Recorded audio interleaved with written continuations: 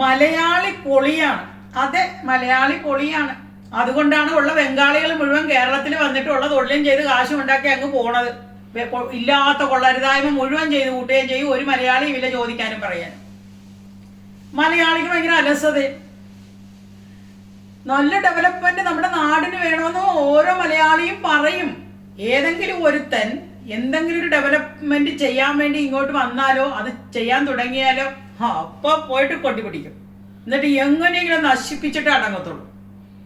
ഒരു പെൺകുട്ടി ഇച്ചിരി മേക്കപ്പ് ഇട്ട് ഇച്ചിരി ലിപ്സ്റ്റിക് ഇട്ട് ഒന്ന് പുറത്തോട്ട് ഇറങ്ങി നോക്ക്, ഉടനെ നമ്മൾ മലയാളികൾ പറയും അത് മറ്റേ കേസാ, അത് പോക്ക. ഒരു ആൺകുട്ടി ഇച്ചിരി താടി വളർത്തി ഇച്ചിരി മുടി വളർത്തി ഒരു ഫ്രീക്ക് സ്റ്റൈലൊരു ഡ്രസ്സ് കിട്ടുന്ന പുറത്തോട്ട് ഇറങ്ങിയ കഞ്ചന കഞ്ചൻ എല്ലുടിയാണേ. നമ്മുടെ പൈതൃകം പോലും പലപ്പോഴും നമ്മൾ മലയാളികൾ മറന്നു പോകും. മലയാളിക്ക് കുറേ വിദ്യാഭ്യാസമുണ്ട്, അത് കറക്റ്റാണ്, അത് മാത്രമേ ഉള്ളൂ.